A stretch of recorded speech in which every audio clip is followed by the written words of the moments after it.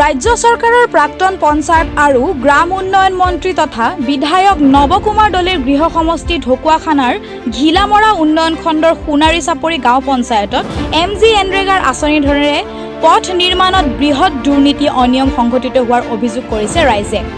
অভিযোগ অনুসৰি ঘিলামৰা উন্নয়ন খণ্ডৰ সোণাৰী চাপৰি গাঁও পঞ্চায়তৰ 10 নং বালিজান কছাৰী ৱাৰ্ডত জিলা পৰিষদৰ জৰিয়তে ৰূপায়ণ কৰা MGNৰেগাৰ এটা 9 লাখ টকীয়া পথ নিৰ্মাণৰ নামত পঞ্চায়তটোৰ 10 নং বালিজান কছাৰী ৱাৰ্ডৰ সদস্য GRS আৰু 5 জনকৈ যুৱকে মিলি নামমাত্ৰ কাম কৰিয়েই 7 লাখ টকা লুণ্ঠন চলোৱাৰ এক অভিযোগ উঠিছে।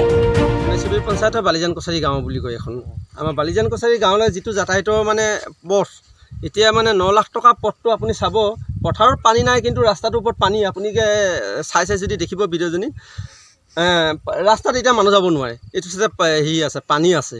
কামটো কোনে কৰিছিলে? কামটো কৰিছিলে মানে আমাৰ গাঁৱৰে ৱাৰ্ড মেম্বাৰ আছিলে, লগত মানে এটা সহযোগী কোন কেনেকৈ আছে আমি ইমানখিনি নাজানো। ৱাৰ্ড মেম্বাৰ নাম কি? ৱাৰ্ড মেম্বাৰ নাম হৈছে জ্যোতি সোণোৱাল, আৰু মানে তাৰ সহযোগী কোন কেনেকৈ আছে আমি নাজানো। আৰু এতিয়া কামটো সম্পূৰ্ণ নকৰে। কামটো সম্পূৰ্ণ এতিয়া তেখেতলোকে সম্পূৰ্ণ হ'ল বুলি ক'লে, আমি এতিয়া সম্পূৰ্ণ হ'ল বুলি ভাবি আছোঁ। আৰু এতিয়ালৈকে এতিয়া আমি জানিছোঁ যে বাৰিষা এতিয়া মানুহ আহিব নোৱাৰে, কিবা আহিব নোৱাৰে, সম্পূৰ্ণ কেনেকৈ কৰিলে।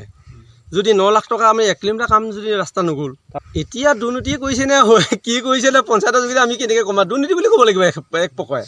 কেলৈ যে পথাৰতকৈ যদি ৰাস্তাটো ওখ হ'লহেঁতেন তেতিয়াহ'লে আমাৰ মানে এইটো দুৰ্নীতি নাই কৰা বুলি ক'ব পাৰিলোহেঁতেন। যদি এতিয়া পথাৰতকৈ তলত আছে নে ৰাস্তাটো, পানী আছে। এখন চাইনবোৰ্ড আছিল, চাইনবোৰ্ডলৈকে মানে 1 কিলোমিটাৰ নহয়, তাত 9 লাখ টকা বুলি লিখা আছিলে চাইনবোৰ্ডখন।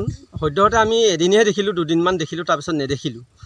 বালিজান কছাৰী অঞ্চলৰ ৰাইজৰ অভিযোগ অনুসৰি বালিজান কছাৰী হৰি মন্দিৰৰ পৰা বালিজান গড় কাপ্তানী পথ সংযোগী 900 মিটাৰ পথ নিৰ্মাণৰ বাবে 9,22,218 টকাৰ আবণ্টন হৈছিল। অতি পাল মৰাকৈ পথটো অলপ মাটি তুলিয়েই প্ৰায় 90% কাম শেষ কৰি 7 লাখ টকা ইতিমধ্যে উলিয়াই নিলে যদিও পথটোৰ উচ্চতা পথাৰতকৈ এফুট ওখ নহ'ল। ঠায়ে ঠায়ে পথাৰতকৈ দ হ'ল পথটো, ফলত পথটো কোনো প্ৰকাৰেই যাতায়াতৰ উপযোগী হৈ নুঠিল। 10 নং ৱাৰ্ড কেকুই কছাৰী, এখন হওঁতে বালিজান কছাৰী গাঁও। তাৰ স্কিমটো আছিলে বালিজান হৰি মন্দিৰটো দ পথাৰ পিৰ বুলি। এইটো 8 লাখ মানে টকাৰ ৰাস্তা হৈছিলে। এতিয়া আৰু অলপ কৰিবলৈ আছে বাৰু। তাকে যিবোৰ জব কাৰ্ড মানে আমি ৰাইজক কৰিবলৈ কাৰণে দিওঁ, ৰাইজে মানে পইচাবোৰ উলিয়াই নিদিয়াত আমাৰ কামবোৰ পিছ পৰি আছে। কিমান টকা ওলালে এতিয়া আমাৰ আৰু 7 লাখমান টকা হ'লগৈ। 7 লাখ টকা ড্ৰ হৈছে নেকি? ড্ৰ হৈছে, কিন্তু আমাৰ হাতত জমা হোৱাগৈ নাই। আমাৰ যিকেইজন ল'ৰাই মানে কামটো কৰিছে তেওঁলোকৰ হাতত পোৱা নাই বুলি মোৰ আগত কৈ থাকে। ৰাইজে তাৰমানে পইচাবোৰ উলিয়াই নিদিয়ে বুলি কৈছে। তাকে মই ৰাইজকো কৈছোঁ, এইটো যি নেকি আমাৰ ৰাইজৰ সুবিধাৰ্থে আমি ৰাস্তাটো কৰিছোঁ, সেইকাৰণে সকলোৱে পইচাটো উলিয়াই দিলে ভাল হয়, আমিও কাম কৰিবলৈ ল'ৰাকেইটাই ভাল হয় বুলি মই কৈ থাকোঁ। কামটো প্ৰভু সোণোৱাল, অ'কে মালা সোণোৱালে হৈ গৈছে, দেৱজিৎ সোণোৱাল, মাধুৰ্য সোণোৱাল, ধৰ্মেন্দ্ৰ সোণোৱাল, বুদ্ধি সোণোৱাল, তেওঁলোকে কৈছিলে। 5জন 6জন। আৰু এতিয়া আৰু 2 লাখ মানে আছে পইচা। এতিয়া অফিচত কিমান কি আমাক এৰি দিয়ে, আৰু সেই অনুপাতে আমি কামটো কৰি দিবলৈ মই কৈ আছোঁ তেওঁলোকক। শ্ৰমিকে লগাইছোঁ, ট্ৰেক্টৰো লগাইছোঁ। বৰ্তমান পথাৰতে পানী নাই যদিও কম উচ্চতাৰ পথটো গড় কাপ্তানী পথৰ লগত সংযোগ থকা অংশটোৱেই পানীত বুৰ গৈ আছে।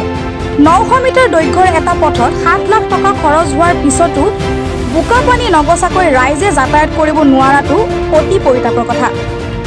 লখিমপুৰ জিলা পৰিষদৰ অধীনত 2019 আৰু 2020 বৰ্ষৰ 9,22,218 টকা ব্যয় সাপেক্ষে MGNৰেগাৰ আঁচনিৰ অধীনত নিৰ্মাণ কৰা পথটো ঠিকাদাৰে 7 লাখকৈ টকা উলিয়াই নিয়াৰ অনুপাতে কামৰ মানদণ্ড একেবাৰেই চকুত নপৰাৰ স্তম্ভিত হৈ পৰিছে গাঁওবাসী। সেয়ে ৰাইজে তীব্ৰ ক্ষোভ ব্যক্ত কৰি ইয়াৰ এক তদন্তৰ দাবী জনাইছে ঢকুৱাখানা মহকুমাৰ মহকুমাধিপতি। News desk report, DB news.